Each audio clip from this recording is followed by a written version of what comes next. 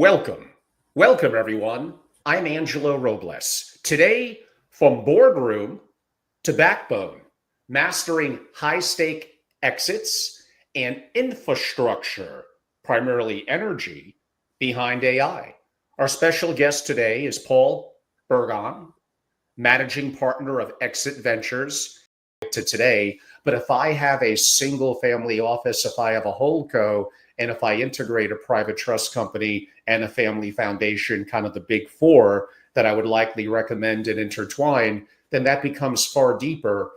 The private trust company provides the opportunity for the family and governance and joint decision making, and the family foundation provides an opportunity, again, for unity of family, for giving back, sure, some strategic other purposes as well.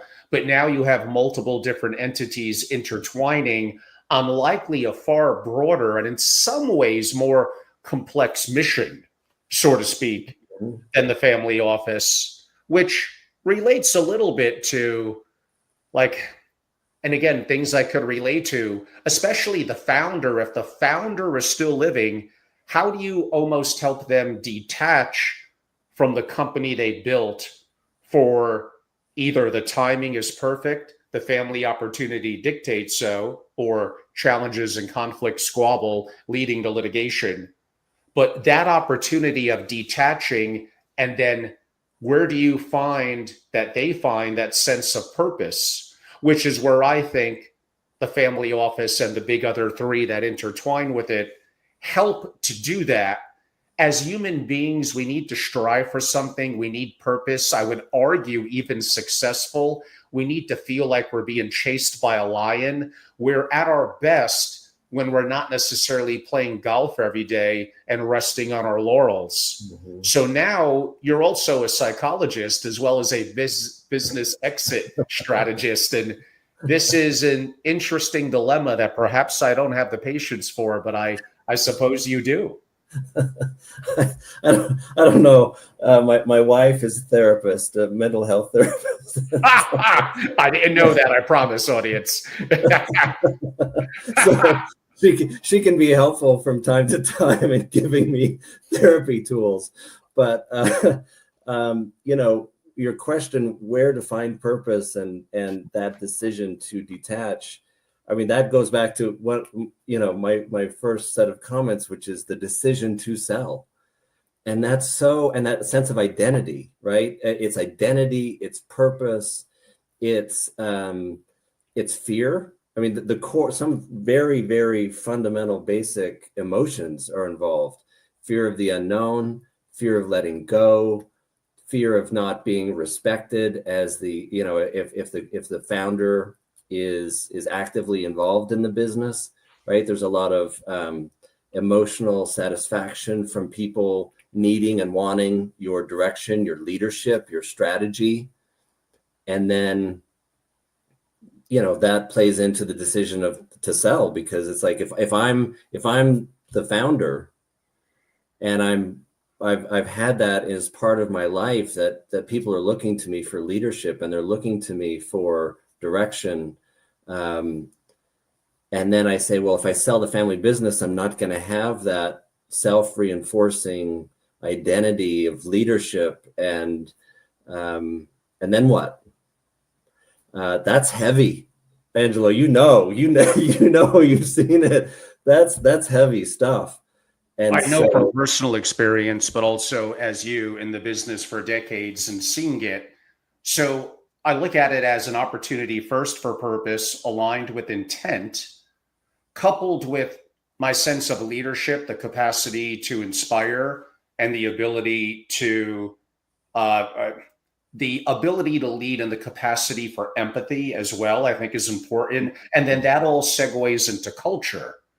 And if I'm building a company or a family office and I don't have alignment in a sense of our intent and our culture, it becomes very difficult. Mm-hmm. You mentioned perhaps a little bit of my advice from my perspective. Do not, and this is going to get me hate, do not overrate just because someone has a good, we think, tax strategist, attorney, financial advisor, that they're in tune with the whole holistic picture of that person and family. They're often very linear in terms of their capability and their knowledge. And when it comes to the world of the single family office or after the exit, honestly, they're horrifically poor. And their opportunity to align a deeper sense of, like I said, of purpose to intent tends to be non-existent. They're very much more linear thinking in terms of their approach, for their technical capability, maybe is the word I'm looking for, and their ability to take in other disciples. And how many people really know that much about a single family office anyway? Very few. So I see the loneliness and the challenges of people with an exit, even with a lot of money. Again, golf gets old every day, day after day, week after week. So I could see that you're deeper than just a technologist relative to an exit. What do you think, Paul? What do you think is among a big mistake that I sometimes see is when they have the perspective of an exit that they're looking to time the market for a sale. We all know in investing that timing the market is very, very hard. When it happens, we're probably more lucky than because of our innate ability. What do you think about timing an exit for the sale of a business? So, one, I just wanted to back up just real quick. Your purpose, intent, inspiration, culture, couldn't agree more. And just wanted to reiterate, I think, well, thank you. Your community, my plug is that for the family who's going through this angst of decision, your community provides a fantastic way of talking with other families who have gone through that process. And I think that sense of community, like you said, there may be an advisor to the family, lawyer, accountant, advisor, board member, who can see many of these issues. There may not be, but I think I would encourage people to dive deep into your community, into people who have been through that process before, to understand the issues, the emotional and process questions that come from this very unique and individual decision, heavy emotional decision, because your community is perfect. You've got, dozens of families who are either going through the same thing or have already gone through the same thing.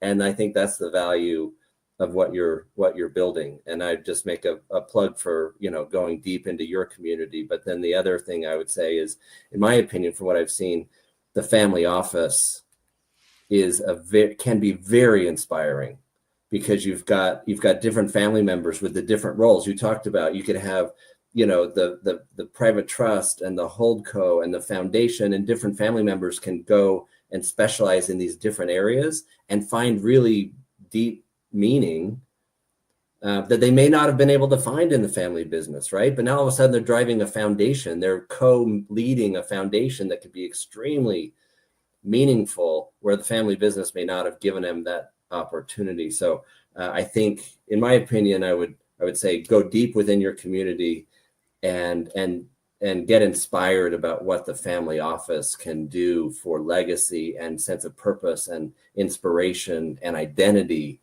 that is not going to be left behind. In my opinion, it could be magnified going forward. So just wanted to cap that off.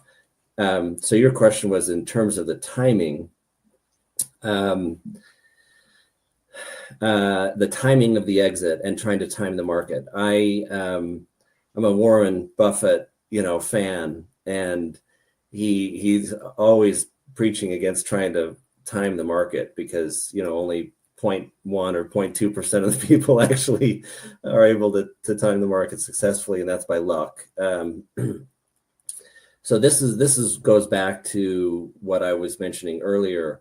I think preparation trumps luck every single day and on Sunday. I mean, the amount of as you prepare your business for a sale, that's in your control. And there are many best practices that you can implement that can create significant value that are within your control. Timing the market is almost impossible. And the problem that makes it even more difficult is that you have to be adequately prepared and on point to sell in order to time the market, and timing the market and being on point and having prepared adequately for a year, 2, 3. You add all of those together and it's like, it's almost impossible. It's a low probability times a low probability times a low probability. So I would rule that out and say, let's do what we can within our control. Let's prepare and use best practices to prepare instead of timing the market. Now, look, if we're in the middle of a severe recession, obviously and you're about to sell, and then the country goes into a severe recession, obviously you put it on hold for a little while, right? Without a doubt. But generally speaking, preparation will trump timing. So that's my thoughts.